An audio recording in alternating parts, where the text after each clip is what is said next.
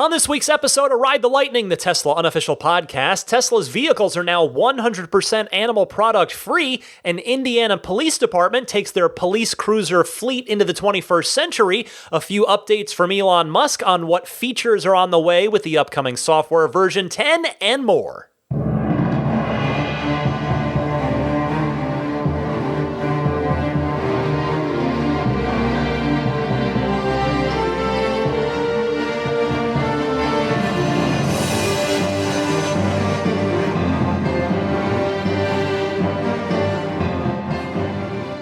What's happening, friends? I'm Ryan McCaffrey. To my left, Daisy the Boxer Puppy. This is episode 214 of Ride the Lightning, the Tesla unofficial podcast for September 8th, 2019.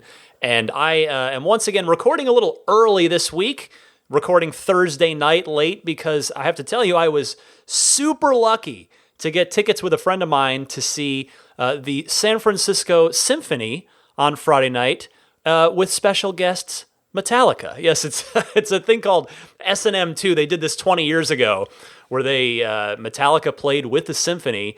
And if you're thinking, that sounds strange, does that actually work? Well, look it up on YouTube. Metallica fans love it. It's really fantastic. It was a one-off. They did it 20 years ago. All the fans thought they'd never do it again. And here they are doing it 20 years later.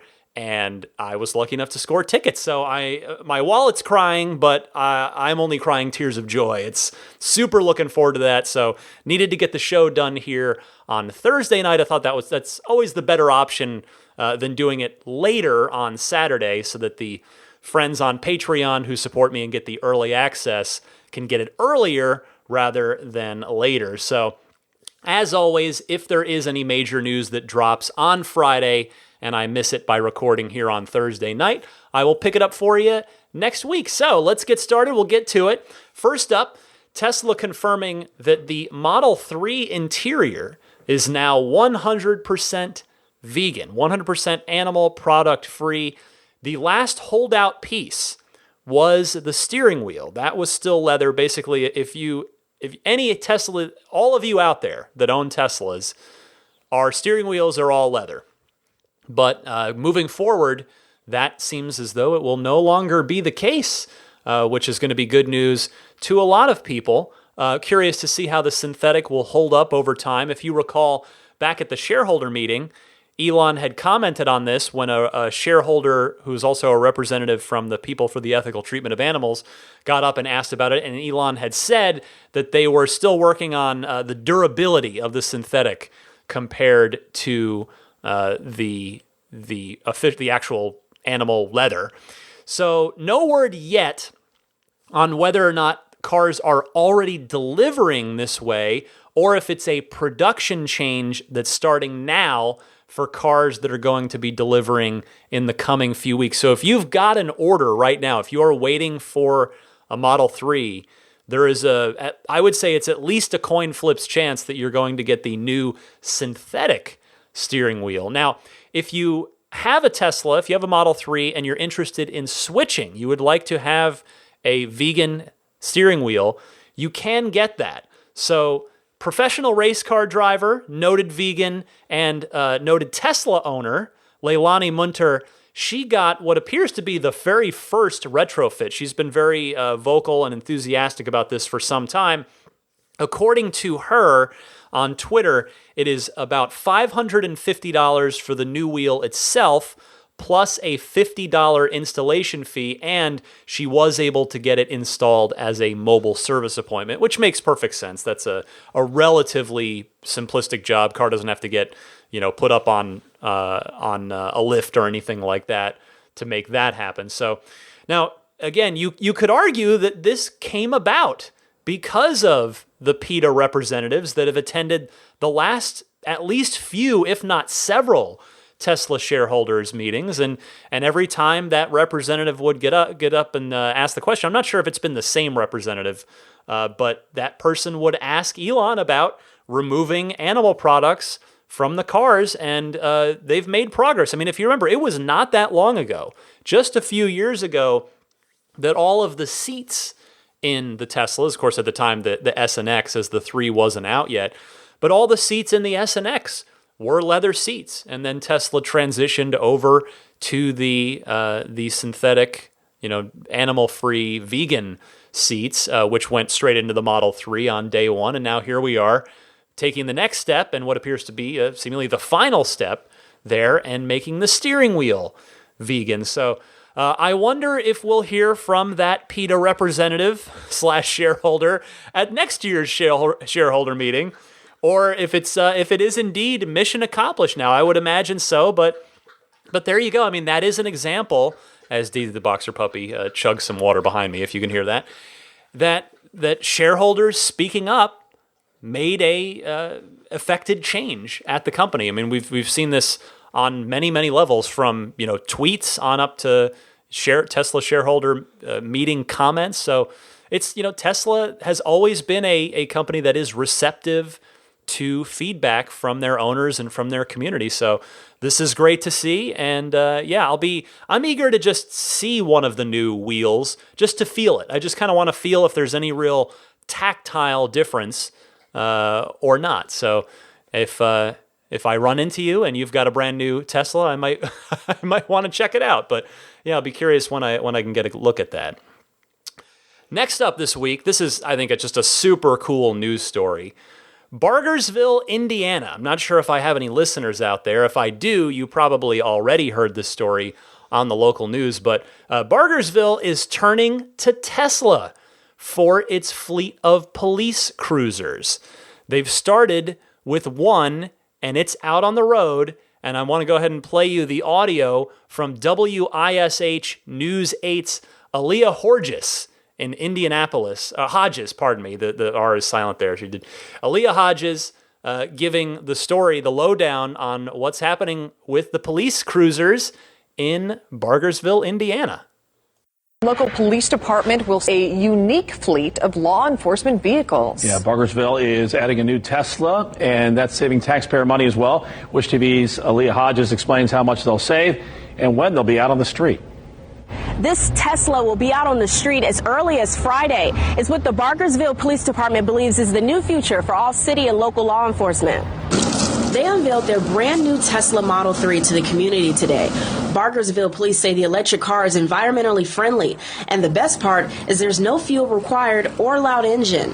Especially at nighttime, the sound of the cars, when we're trying to come up on something a little bit more discreetly than what we would normally come up with during the daytime, it'll help out with that. We have a lot of back alleys out in the old town. It's also cost efficient for the department. We need to hire new people, and that all raises the tax rate. So the goal is to kind of keep that low as much as we can.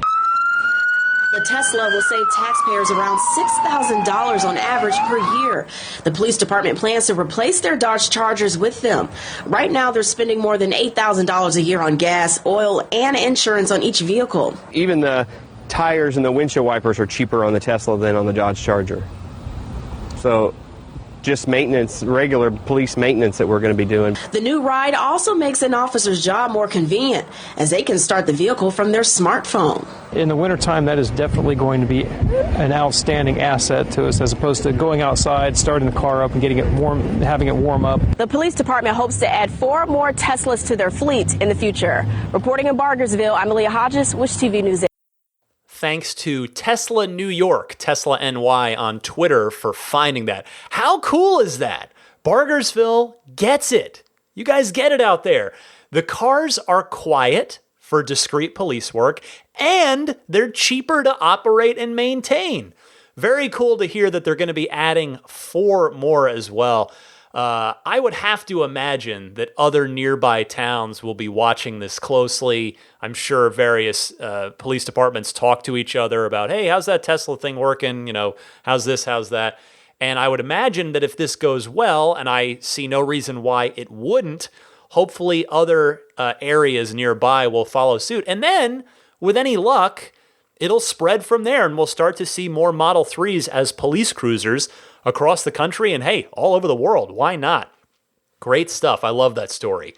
Next this week, just a few minor updates from Elon Musk on Twitter this week in the semi-regular segment here on this podcast, unofficially known as the Musk Minute. So a few features are on the way, And some, if not all of them, will arrive as soon as with version 10, which Elon mentioned could be going out to early access folks as soon as next week. So for Tesla insurance, the ability to display your insurance card, file claims, and things like that are all going to be integrated into the Tesla app. That was confirmed by Elon in a response to someone asking about those very things. Also, the backup camera feed. This has been actually a hot topic of discussion on this podcast and the Ride the Lightning hotline. People have called in about this, wondering about this. I had wondered if it was a bandwidth issue, a storage issue. But here we go. The backup camera feed is coming to the dash cam. So that should make a lot of people happy.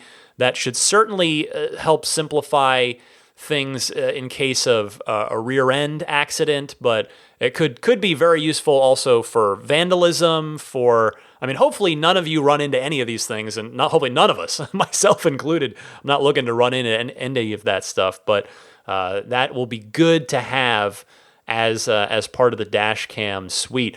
Hopefully the software is going to get a little smarter with that, because with those additional features will come just an even larger mess of files. Now, I know there have been some third-party, some community people that have put together viewers that stitches together the three feeds as we have them now. And I imagine those programs will evolve to include this backup camera feed. But hopefully Tesla's working on something internally for that as well. Perhaps even, I'd love to see it through the Tesla app. Hopefully that's functionality that is on their list to integrate into the app itself. Next up, remember karaoke mode with the lyrics that would show up on the screen for the songs with the little bouncy ball, so you could be having a nice sing-along karaoke time at the supercharger while just rock out a little bit, have a little fun, little sing-along while you're juicing up. Well, that apparently will be debuting in version 10. I feel like we hadn't heard about that in a while, so that's cool. Along with, also in version 10, remember recently the I'm feeling lucky and I'm feeling silly buttons in the navigation system? Those are being implemented into version 10. So I'm really curious to see what those actually do in practice. Because Elon had mentioned it sort of going off of destinations that other Tesla owners had frequented in that area. So I wonder what that will end up being like in practice. And then finally, more phone updates, stuff in the Tesla app coming to version 10, notably the Smart Summon interface will be totally revamped, totally new. So that's probably the single headline feature. Maybe that along with YouTube and Netflix. In fact, that's when you kind of think about, okay, well, now that we've got a little more information, what does version 10 look like? Well, it's looking like Netflix, YouTube, probably at least one more game, because Elon had just casually mentioned games as part of V10. That is probably going to be Cuphead, if I had to imagine, because he's talked about, he mentioned on Twitter not too long ago that would be out in August. And hey, when you factor in Elon time, well, September sounds about right for that. So Netflix, YouTube, at least one more game that's probably Cuphead, Smart Summon, the backup camera for the dash cam feeds, those new navigation destination buttons. This is going to be a really fun update. This, V10, it's a significant update with a lot of features, and it's shaping up rather nicely. This should be super fun. So we'll be on the lookout for that in the coming few weeks here. Next story this week. I don't often do Tesla energy stories. It's not my forte. I'm more interested in the cars, but I did want to pass this along because this is just great to hear. So Tesla's Powerwall 2 systems are helping Zimbabwe change the landscape of its local telecom networks. 520 Powerwall 2s, to be precise. This is reported on by Teslarati. I quote them. They report, quote, Zimbabwe is a country that usually faces a shortage of physical cash. With this in mind, the southern African country has widely embraced digital financial transaction systems, a notable part of which is conducted through mobile devices. Unfortunately, the country is also prone to power outages, with some lasting as long as 18 hours per day. Quote, telecommunications have become the lifeblood of the economy. If the telecom network is down in Zimbabwe, you can't do any transactions, said Norman Moyo, the chief executive officer of Distributed Power Africa, in a quote to Bloomberg. EcoNet notes that the Powerwall 2 batteries are designed to step in at times when the base station's solar panels are not generating enough electricity.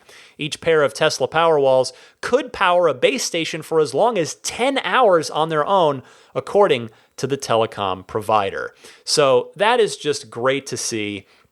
In fact, I'm going to actually hold my commentary for just a second, because on a related topic, as Tesla has done in the face of just about every major disaster situation, weather kind of disaster, Tesla will be unlocking well, they already have. I mean, by the time you hear this, they've unlocked all software-locked car batteries, as well as making supercharging free for those affected by Hurricane Dorian down in the Bahamas and the Gulf Coast of the United States. Elon confirming this prior to it happening, as the hurricane was starting to bear down.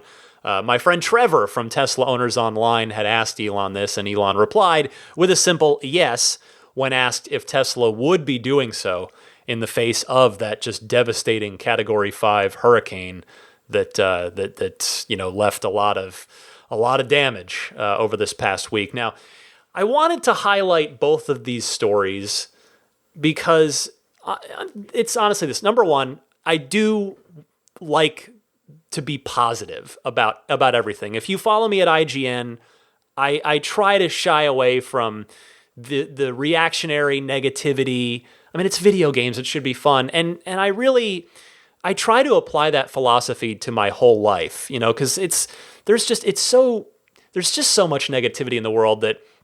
I don't know if you've noticed it or not on this podcast, or if it's something that you like or not. But, I do try to keep this podcast positive and enthusiastic. And, I'll call out Tesla when I need to. I have before, and I will again. But in this case, the reason I wanted to do these stories and just mention them to you is because I think it's important to tell people about these kinds of efforts. I'm not looking to, butter up Tesla or just, try to get on their good side or anything like that. I mean, that's not, they don't even pay attention to me probably. I mean, I'm just out here doing my thing. But I say these because, again, Tesla they're a fast growing company, and they do make mistakes. As I said, I do talk about that stuff when it happens. They don't always get it right. But here's the thing. Here's my point here. Is, in my humble opinion, Tesla pretty much always tries to do the right thing, even if they don't always get it right. When mistakes come up, I say things on this podcast. I tend to say, you've heard me say it before if you've listened for a while, that I give Elon and or Tesla the benefit of the doubt. And when I say that, stories like this are why. So, because I believe that they have earned the benefit of the doubt when little mistakes come up. And I really do think that they are genuinely always trying to do the right thing, even if they don't always get it right. So kudos to Tesla here. And more importantly, just best wishes to all of those affected by Dorian. I hope everybody and their families are safe. I don't know if anybody listening to this podcast was particularly impacted. I mean, I hope not. I hope you were not. But yeah, good stuff from Tesla. I wish there weren't these natural disaster kind of situations that necessitated Tesla having to unlock car batteries and flip supercharging over to free. But such is the way it is, and good on them for doing the right thing. Just a couple more notes. These last two bits are more public service announcements than anything else. this is not news at all, but yeah, I would just call this a public service announcement. And this, I'm particularly addressing new Tesla owners out there, because I know there are plenty of you that found me from the Elon interview. There are plenty of you, however long you've been listening, that have recently gotten your cars. And the public service announcement is this. If you're parked at a supercharger or really any public charging station, please make sure that you are plugged in while you are there. I bring this up because I see posts on the Tesla Motors Reddit on a pretty regular basis of people who've parked at superchargers or, again, some other public chargers without plugging in, thinking that those are just Tesla spots or electric vehicle parking spots. So just, a friendly, polite note that that is not the case. People need those charging spots to get where they're going. And here's the thing. I want to be super clear. I'm quite certain that the overwhelming, 99% of those people that have done that, they're not doing so maliciously. I think it's just a new owner thing. And I totally get it, because there is a lot of new stuff to learn and to process and to get used to when you make the switch from an internal combustion engine vehicle over to a Tesla, over to an electric vehicle. And let's be honest, I've said it before, Tesla doesn't always do the greatest job on its own of educating new owners about things like charging etiquette in public. So if you just picked up your car and you're out charging in public for the first time, just make sure, be considerate of others. And here's another word of advice. If you ever have any questions about anything at a supercharger, at a public charger, just don't hesitate to ask another Tesla owner. In my experience, just about every Tesla owner I've ever met at a supercharger is more than happy to answer questions for you or to just talk Tesla while you're there hanging out and charging up. So there ends that public service announcement.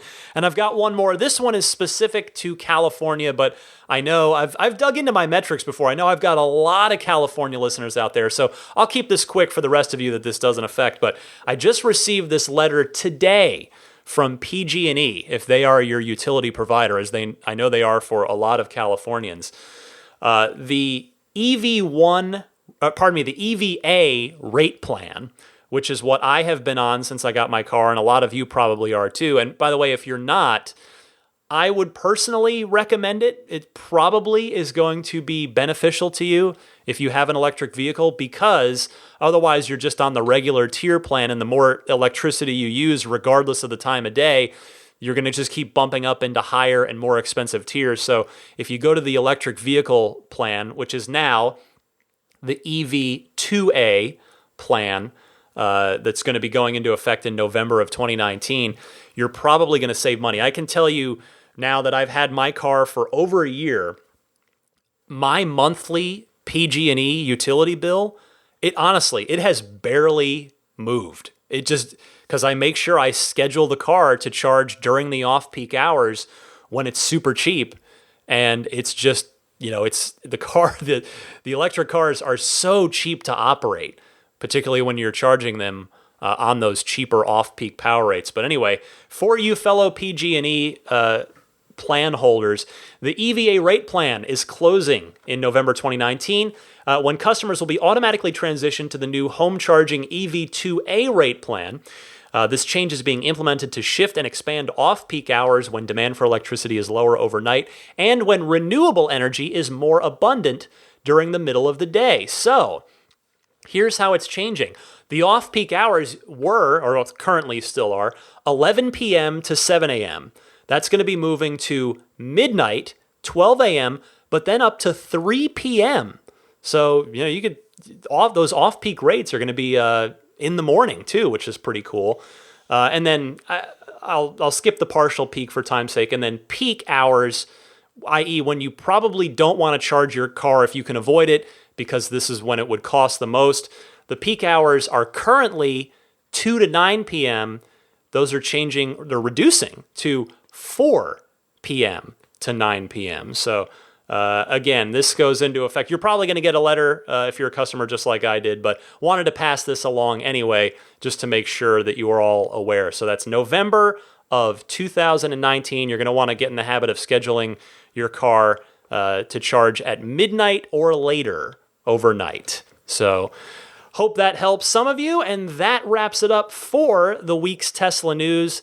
Stick with me, though. As always, I've got a bunch more fantastic phone calls from all of you guys in the Ride the Lightning hotline coming up right after this.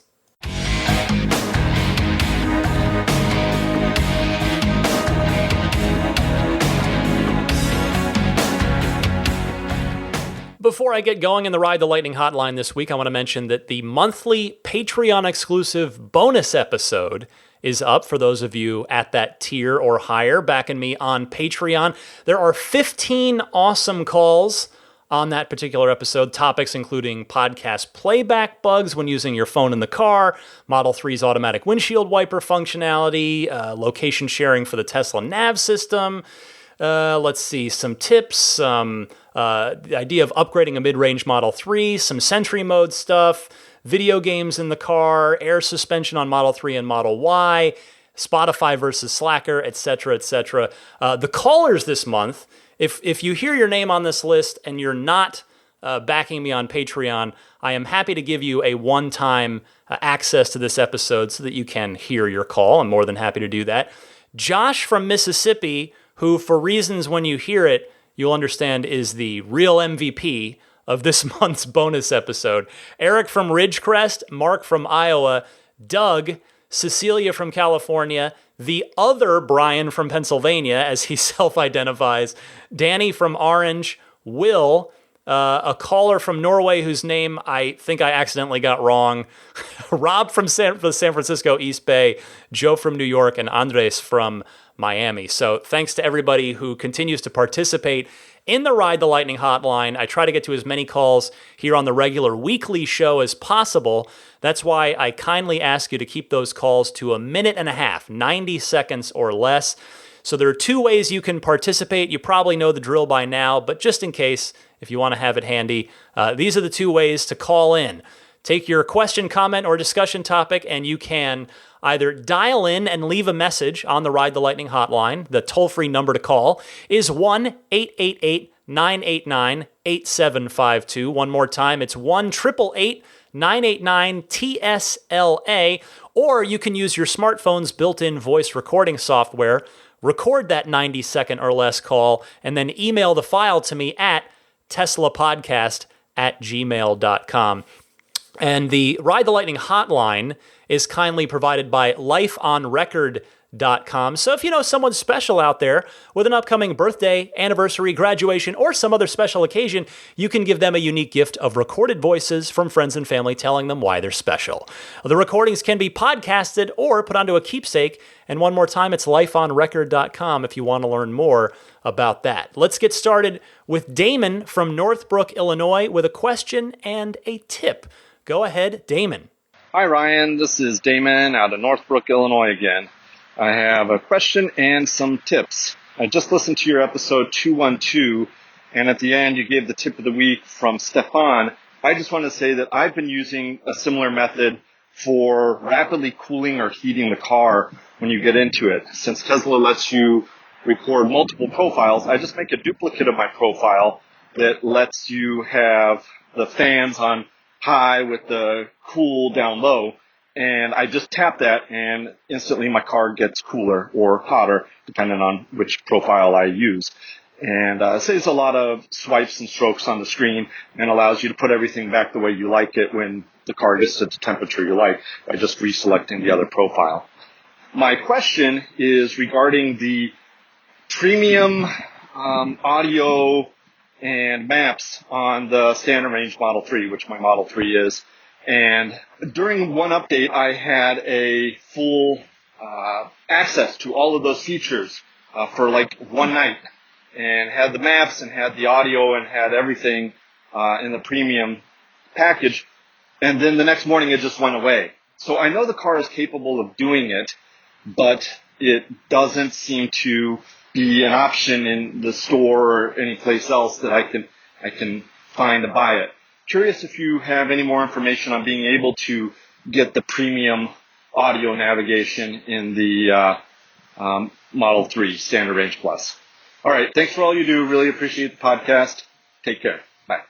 Thank you for your call, Damon. The bad news is that as of this recording, Standard Range Plus owners cannot upgrade to the premium connectivity package. The good news, however, is that many people are asking for it. And as you well noted, it's just a software tweak, so Tesla can do it. And there's no reason for them to leave that revenue on the table. None. Zero. In fact, it's arguably a bad idea to be leaving that money on the table. So thus, I am very confident in saying that it will happen. But to be clear, that's just me talking. I don't have a source. I don't have anything else. But I am very confident saying that it will happen. But I just unfortunately have no idea when. I can tell you I have done my diligence and emailed Tesla about this before to the PR team about a month or so ago in response to another caller who'd written in wondering or called in about the same thing. And that I did not receive a response that time, unfortunately. I found with when I email Tesla stuff, sometimes they reply, sometimes they don't. I think it's probably just a mix of how busy they are. I mean, I'm always going to be the lowest thing on their priority list, and I totally understand that, and I'm not offended by that. So it's, how busy are they, and can they answer the question? Because, sometimes I've learned from working with PR people over the last, 17 years now of my career that, sometimes in PR, sometimes saying nothing is the better way to go if you don't have necessarily good news to share. So I'm not necessarily saying that's the case here, but just sort of trying to give you a little extra context for why I may not have received a response on that. But anyway, while I obviously currently can't offer any definitive updates, I am very, very confident that it's inevitable. So fingers crossed on that. Let me go to James from the Bay Area up next. He got a chance to test out Tesla's new in-house glass replacement service. James, why don't you tell us about it? Hey Ryan, how's it going? It's James from the Bay Area. Yeah, you recently did a story on how you can now select the glass replacement option inside the Tesla app on your phone when you go ahead and schedule service. Well, I had the unfortunate pleasure of catching a rock right in the windshield right after you did that story, and it created a large crack. So no big deal. I went ahead and called my insurance. They were going to set me up with a company, that they recommended. And I got an email from the company shortly after, and they said, yeah, we're going to replace your glass, but after we're done, you need to go to Tesla so they can go ahead and recalibrate your forward-facing cameras. Now, this is news to me. I didn't know this. Obviously, this is my first, windshield replacement in my Model 3. But I just didn't know anything about this. So I went ahead and canceled the appointment with the third-party vendor and decided to just schedule it through Tesla. Doesn't make any sense for me to have them, the third party, replace the glass, and then now I got to go to Tesla to have them recalibrate the cameras. Anyways, went in the app, selected glass replacement, bada boom, bada bing. Had a appointment, dropped my car off that morning, and was able to pick it up that afternoon, and I came back to a nice brand new windshield. Not too bad. So, I guess I was the guinea pig, to go ahead and try it out. But it does work. It does. All right, Ryan, talk to you soon. I'm really glad everything worked out for you on that, James. But yeah, I suspect the third-party installer recommended by your insurance company was probably just covering their bases. I was told that the new windshields include an entire new mirror and camera housing assembly. So when it goes in, that's why it has to calibrate before it can be used, just like when you take delivery of your car and want to get autopilot going for the first time. When Tesla did my windshield, I had to drive it for it's about maybe 30 miles or so, exactly like when I took delivery, in order to get autopilot back up and running again. So I hope that helps clear up that little mini mystery for you and anyone else who may end up going with a third-party vendor for glass replacement for insurance reasons. James, thank you as always for your call. Let me go to Greg in California calling in about lane splitting. Greg is a law enforcement officer, so he can explain this. This was in response to that story I shared from a listener last week about a lane splitting motorcyclist in California who was extraordinarily unhappy with an autopiloting Tesla driver. So if you didn't hear that, go check that out from the call-ins last week. But for now, here is Greg. Hey Ryan, this is Greg out of California. Love the podcast. I'm a law enforcement officer here, and I ride a motorcycle in law enforcement.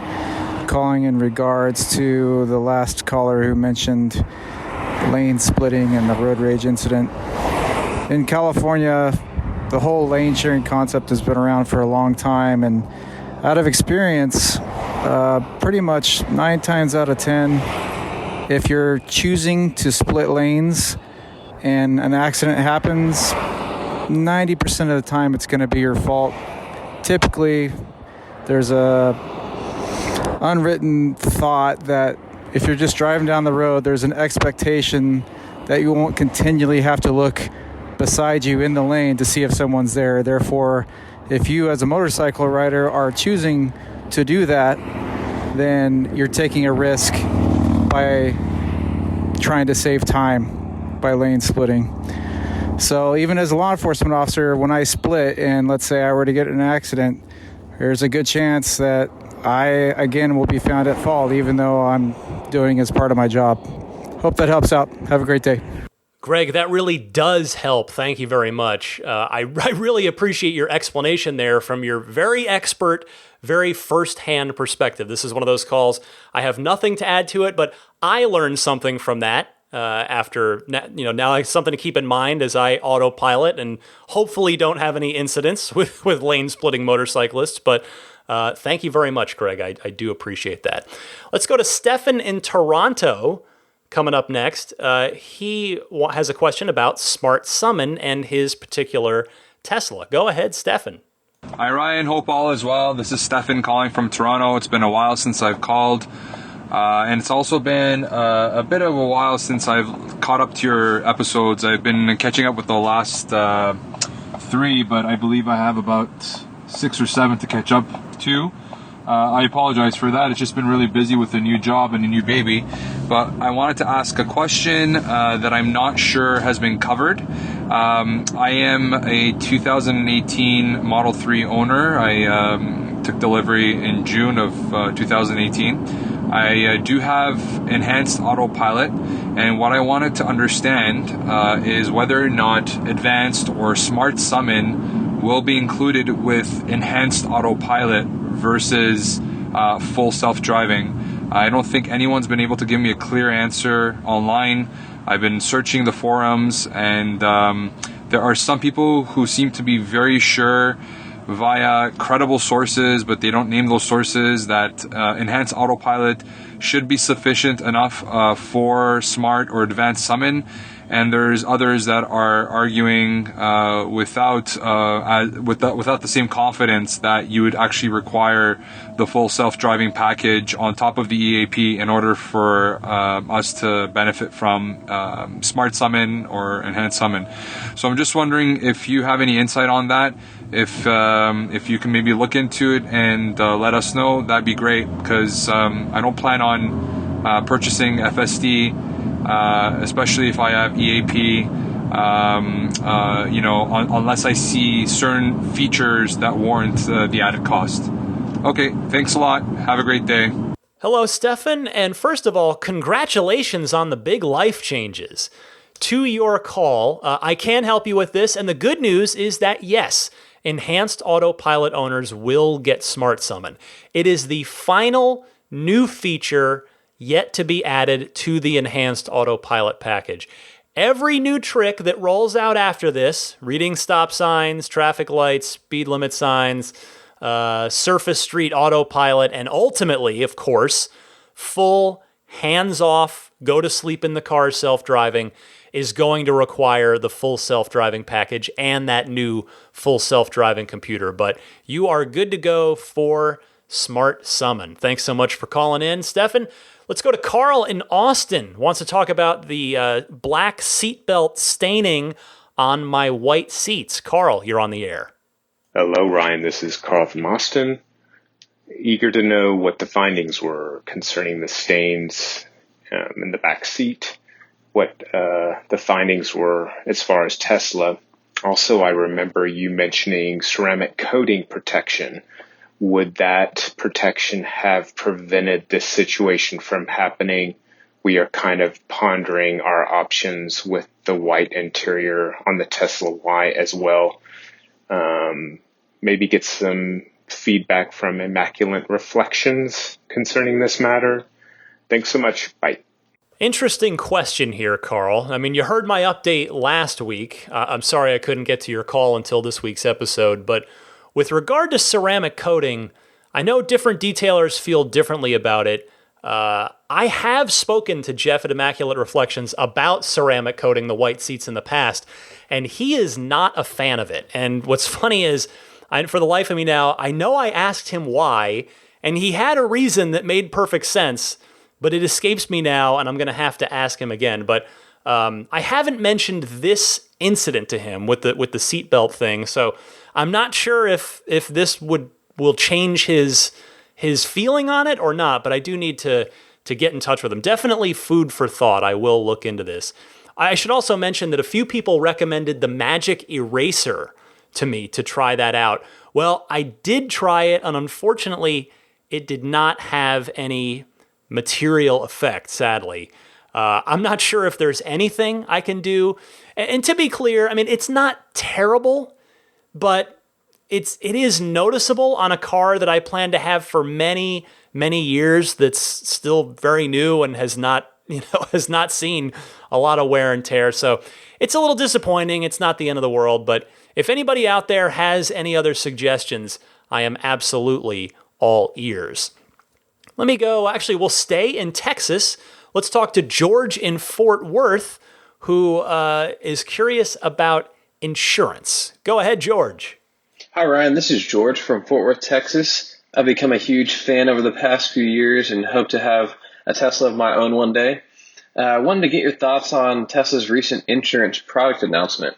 Obviously, this has a lot of benefits by making insurance more affordable for the customer, streamlining and simplifying the process of obtaining the insurance for the customer, as well as streamlining and simplifying the process of filing insurance claims and getting the customer's car repaired in the event of an incident.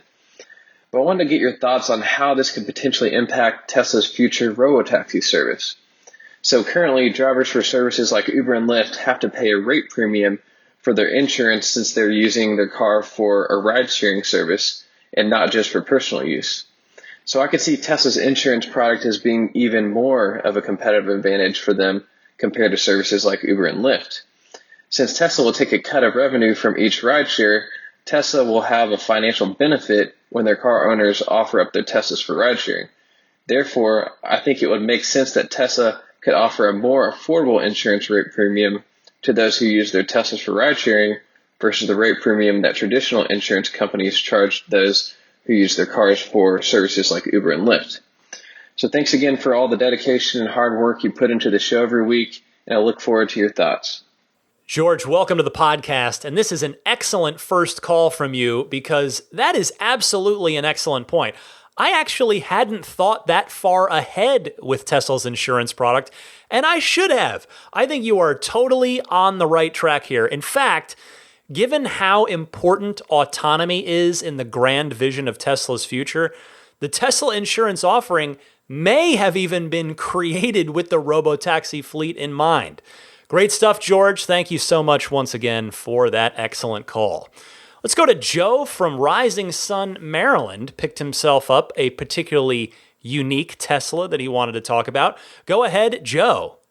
Hi, Ryan. Joe from Rising Sun, Maryland. Just listening to last week's podcast, and there was a gentleman that had a question about getting a performance package on a Model 3, but without the 20-inch wheels and the lowered suspension. I actually wanted to say that I got one of these models myself. It wasn't necessarily, an off-menu thing. I was actually talking to a order specialist and had just made the comment of, hey, I kind of wish I could get the performance package without, just getting the Aero wheels and without the 20-inch wheels. And she said, oh, well, we actually happen to have a bunch of those in inventory, and I can look and see if we have any in your area. And sure enough, there was several in my area that had the color I wanted, and that's what I got. Had the car for about 3 weeks now, and I love it. It's like riding a roller coaster to work every day. Thanks. Thanks, Joe. My understanding is that Tesla isn't doing this anymore, but I have to say, I did see one on the road with the 19-inch sport wheels. Now, the original P3D Stealth, quote unquote, was with the 18s. And when I saw this one with the 19s, I had to do a double take because it had the red underline on the badge. So I was like, wait, what? For just a second. But yeah, I feel like we're inching towards Tesla maybe offering an optional paid upgrade to take you from dual motor to that stealth performance. You wouldn't get the 20-inch wheels unless you bought them separately. You wouldn't get the slightly lower suspension. You wouldn't get the spoiler. But, I wonder if that's ever going to happen because it does seem like it's within Tesla's capability and, they could convert some revenue on that if they did decide to offer it at a, semi-reasonable price. Thanks so much, Joe. We've got, 3 more callers to get to. Let's go to Antonio from Southern California, responding to Mateus from Germany last week about a SIM card, using a SIM card in a Tesla. It's time for me to learn something here. Go ahead, Antonio. Hi, Ryan. Antonio from Southern California, from Canal Tesla Brazil here. I'm calling to provide some additional information regarding the use of a non-Tesla SIM card on Tesla cars. The question came from Matthias from Germany on episode 213. Well, here's how the cellular connection works on countries where Tesla is not officially present yet. Removing part of the dashboard allows access to where the SIM card is stored in the car. You can do this for all 3 models, but it is a lot easier to access the SIM card slot in the Model 3 than it is in the Model S and X. I've never done this myself, but I know people who have. If you're a handy kind of person and like to try this yourself, just look it up on YouTube, how to replace a Tesla SIM card. But keep in mind that just switching the card isn't enough for you to use your own carrier SIM, though. You have to contact Tesla, just contact a service center, and ask them for a non-Tesla SIM card waiver. You have to fill out a form they send you, and then they have to sort of unlock your car to allow it to connect through the third-party SIM card. Now, the process may take some time for it to complete, but I've never heard of a case where Tesla doesn't approve the request. The one thing to keep in mind, though, is that this works for markets where Tesla is not officially present yet, which is the case of Brazil. I would imagine that it works the same way in markets where Tesla is already present, but I'm not sure. As always, thanks for the show. Take care. Bye now. Antonio, I was not aware of that. Thank you for that information. I suppose since AT&T is not available globally, that the cellular data carrier is going to vary in a Tesla from country to country. I would be curious to learn more about that. I also want to thank, I believe if I heard him correctly, Chert from Slovenia, who called in about this as well. Again, it's like, I love learning new stuff about Tesla. It's actually one of my favorite parts about the hotline part of the show here specifically. I love getting not only opinions and perspectives from you guys, but I get to learn stuff too, because I don't know everything. I do my best to do good research and be accurate and factual and give complete information, but it is fun when I get to learn stuff too. 2 more callers this week. Let's go to Todd in Orlando, buckling down for Hurricane Dorian, and wants to talk about which Tesla might be most appropriate for him. Go ahead, Todd. Hey, Ryan. Todd from Orlando here. Currently listening to your podcast as I prepare for Hurricane Dorian. I'm curious to hear your thoughts on something I think many first-time Tesla buyers are asking themselves as we get closer to the end of 2019. My wife and I are actually taking delivery of a new Model X on September 7th, after the hurricane, thankfully. But I'm curious if you'd suggest to others in the market for a new Tesla to hold off for maybe the Model Y, or even next year to possibly see a refresh in the S or X. My wife and I thought of ourselves and came to the conclusion that we love the X today and didn't want to wait. Hey, Ryan, one last note. I'd love to hear you as a guest over at the IGN Game Scoop podcast with Damon. Would be fun to hear you talk about some of the gaming happening in the Teslas and see what the crew there thinks about that. Thanks for taking the call, and please keep making this great podcast. Well, Todd, it looks like your call got cut off there. Sorry about that. First of all, I hope you're staying safe during the hurricane. I mean, it has just been unreal what I'm seeing clips of online, and that's just a video on a computer screen. That's hardly living it. So, man, just best wishes to you and to everybody affected there. Secondly, I do want to wish you congratulations on that upcoming Model X delivery. I mean, hey, at least that's something to look forward to for when Dorian is over, at least. I am confident in saying that I think you're going to love it. But as to recommending what people should buy or wait for, you know, I like talking about this, but I always want to make sure I'm caveating it. Like, I don't know what's best for anyone other than me. You know, it's always, and sometimes I don't even know what's best for me. You know, it's a tricky proposition because everybody's needs and wants and timelines are all different. You know, some people need a car very soon for whatever reason, so it makes sense for them to evaluate what's out right now. Other people have more time, and so maybe waiting for the Y could make sense. I mean, I'll say this. If the Y is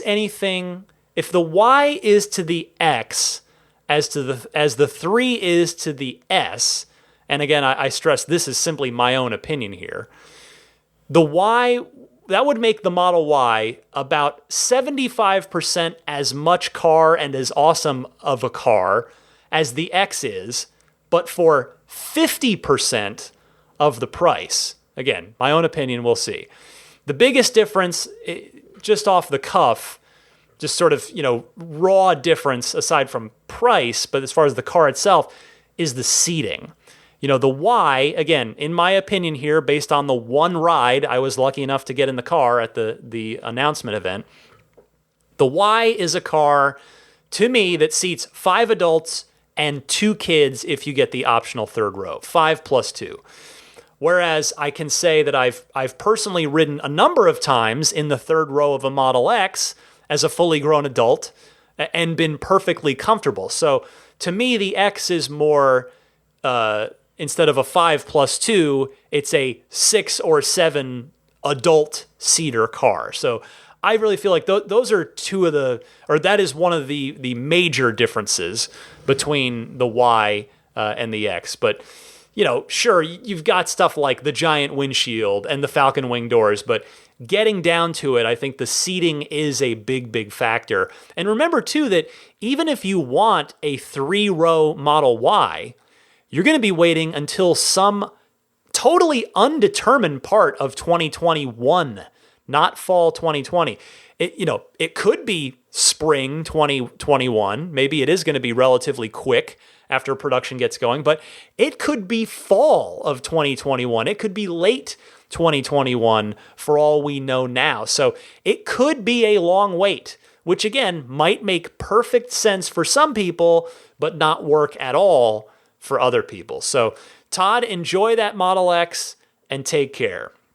Finally this week, last and certainly not least at all, Kaz in San Diego has, he's in heaven, and I'll let him explain why. Kaz, you're on the air. Hey, Ryan and fellow Tesla family. Kaz in San Diego with some good news. The planets aligned, things were in my favor, and I got my hands on a Tesla Model S. It's a 2017 60 kilowatt, black with black interior with the graphite turbines, and I could not be happier. I'm in absolute heaven, and my wife really wishes I would stop talking about the car. But I've got 2 questions that I was hoping you or the community could help me out with. Of course, I got the 2.0 hardware in this vehicle with the updated software, and I've noticed with Navigate on autopilot, she's really paranoid about making right lane changes. Whenever I indicate, she'll either take a long time or start to get over and double back with nothing in range or anything to cause her to think that there's a vehicle there. Left lane changes are very smooth. It's just the right. So I'm wondering if that's maybe something I need to get checked, or if this is just a common issue with Navigate on autopilot with the 2.0 hardware. I don't imagine the newer vehicles have this issue. And then another topic, when it comes to Smart Summon and V10, I was wondering if that's an update that will meaningfully affect this car as well, given the older hardware. So I'd appreciate the feedback. Thank you guys. Loved episode 213. Catch you later. Kaz, hello, and congratulations to you on that Model S. I would say that I would take the car in for a service appointment on that, because that is not normal behavior. And I would bet that Tesla will get it totally sorted out for you. Now, as for Smart Summon and V10, yes, you should get both. Everyone gets V10. It just depends on, the age of your car, which features you're going to get. But everybody will get that version 10. And as for Smart Summon, you should be good to go on that as well. So happy to pass that along. Again, congrats on the new car. I know you and I, Kaz has been emailing me about his Tesla journey for a little while, and he's been very eager to jump in for a while now. So Kaz, I am really glad to hear that you're loving your car. And I'm really glad to hear from all of you who call in the Ride the Lightning hotline. Again, thank you so much for your participation. I welcome it, I invite it, and I appreciate it. So if you would like to send in a question, comment, or discussion topic from the world of Tesla, please do so using either of those two easy methods that I mentioned at the top of this segment. For now, give me a quick breather here. Be right back. I'll get your tip of the week and then some closing thoughts right after this.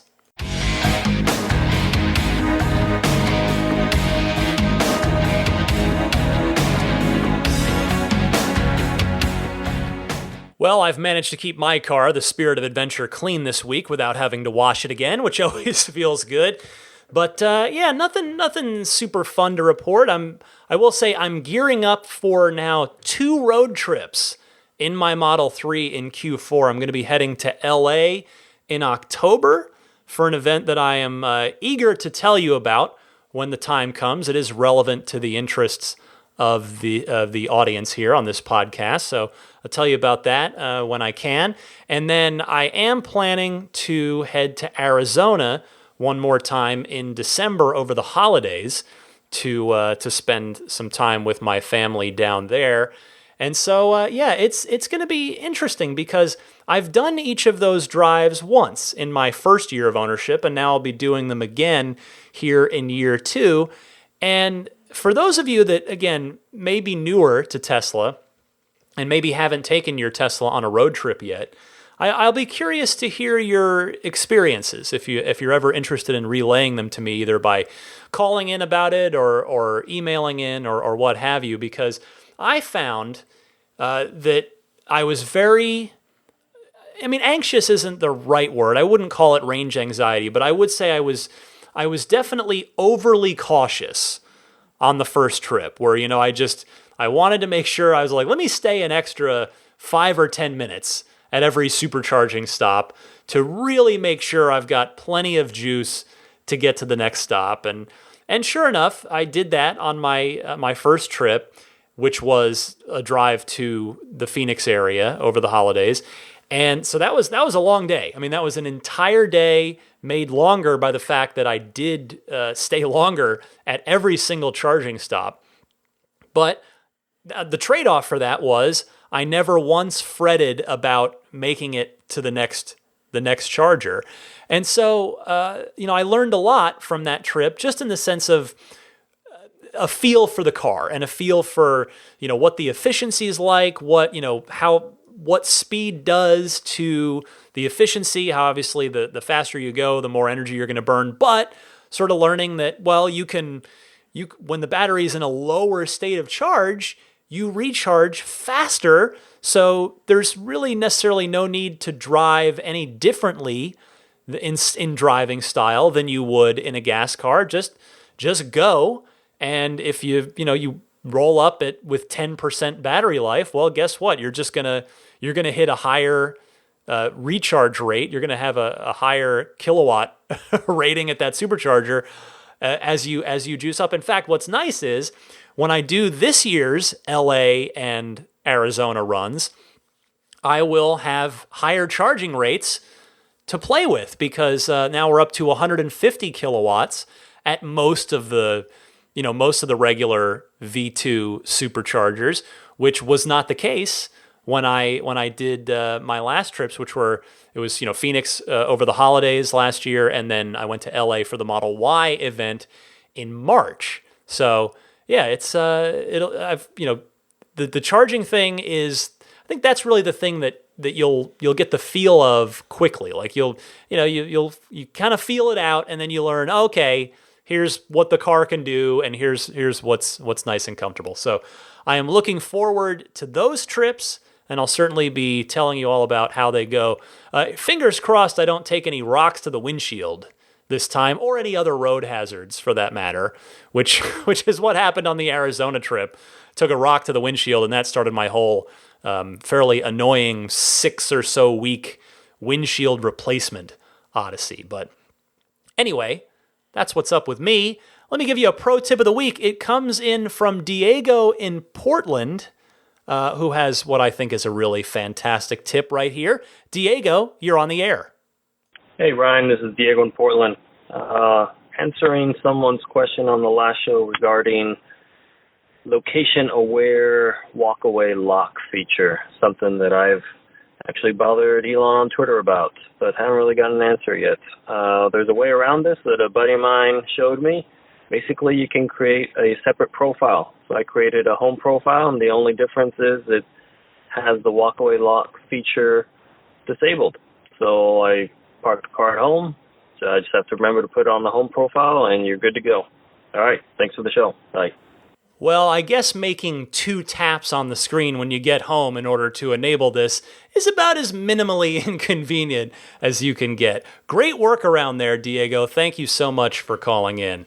Let me wrap up by doing the plugs. AbstractOcean.com has got plenty of gear for you and mostly for your car, whether you want a tempered glass screen protector for that Model 3 dashboard screen, center console wraps in various designs and textures. They've got all that stuff. The original Roadster style TESLA lettering, you can get that for the back of your Model 3. I've seen a number of Model 3s that put that on. It looks pretty nice, I think. It's a good look. But anything you want to grab at abstractocean.com, load it all in your cart and then use coupon code RTL Podcast, all one word, RTL Podcast at checkout to get 15% off of your first order. Meanwhile, Immaculate Reflections continues to offer the $100 discount on any ceramic coating package or front-end paint protection film package. If you step that up and do a full-body paint protection film package on the whole car, it's $250 off. If you're a military, current or veteran military member, there is an additional discount waiting for you if you present your military ID. So get in touch with Immaculate Reflections on their website, irdetailing.com. If you'd like to see some examples of Jeff at Immaculate Reflections' work, you can look at my Instagram, which is DMC_Ryan. You can look at Jeff's Instagram, which is Immaculate_Reflections, or you can look him up on Yelp too at yelp.com/Immaculate Reflections, all one word. So take a look over there. If you're in the market for a wireless charging pad for your smartphone in your Model 3, Jada has got you covered. I have been using it since it came out. It is fantastic. It is performance Model 3 launch proof. It looks good. It looks, again, I've said this before, but it looks stock. Like it looks like it came from the factory that way, which is always, that's how I like things to look in the car. I like it to look original, even if it's not. So if you want to grab one of those and or the USB not the charging hub, but just the USB hub to give yourself a few extra USB ports, and it's got that cool like dummy door to hide your dash cam USB stick in, and it fits perfectly flush. It's designed to fit against that back wall of the Model 3 center console where the USB ports are. So either of those products, they're on Jada's website, which I would appreciate if you would use my referral link. No discount here, sadly, but full transparency, if you use my link, they'll throw me a couple of bucks should you decide to purchase. So I'd appreciate that. The link is getjada.com. That's JEDA, getjada.com/REF/8. You can email me anytime, teslapodcast@gmail.com. Tweet me at DMC_Ryan. And I mentioned my Instagram a minute ago as well. And I'd also like to mention, of course, the Patreon. You know, I put a lot of time and energy and love and effort into this podcast. If you like it enough, enjoy it enough that you feel like I've earned your monetary support, it is totally optional, but if that is something that you see fit to do, I'd certainly appreciate it. You can learn more about the different support tiers on my Patreon page, which is found at patreon.com/Tesla podcast. Patreon is spelled Patreon. I think that will about wrap it up, other than, of course, mentioning the fact that you can subscribe to the podcast for free. That's just having it download to you each week. You can subscribe on iTunes, which I guess now is moving sort of to Apple Podcasts, Google Podcasts, Stitcher, TuneIn. Of course, TuneIn's in your Tesla, so yes, you can find and subscribe and get this podcast right in your Tesla. I'm also on Spotify, audio only on YouTube, and those are all the major places to get the show.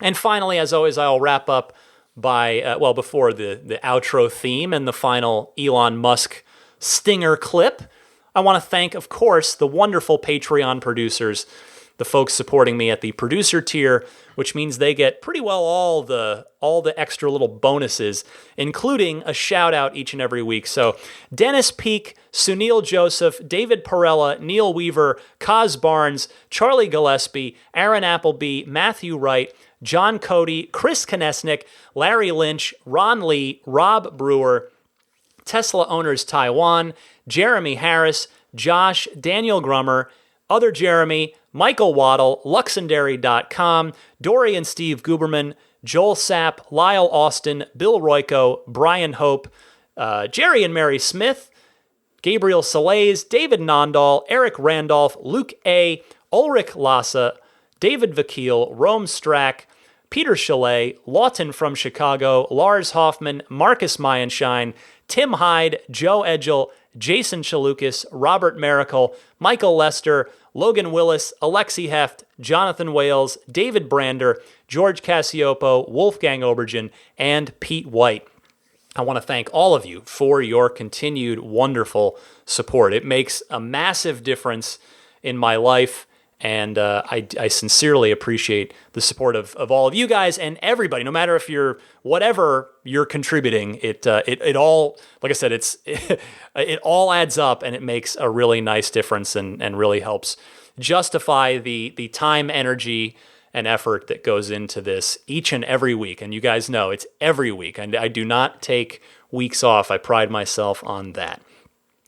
Daisy, though, has taken the rest of the night off. She is snoring away just to my left on the couch. I'm going to join her very shortly as soon as I finish editing, mixing, and scheduling this podcast for publish. So those of you who are supporting me on Patreon at the early access tier or higher, you're going to get this one night earlier than usual. I hope you enjoy it. To everybody else, have an excellent, well, not everybody else, to everybody, period. Have an excellent week, and happy electric motoring, and I'll see you next week.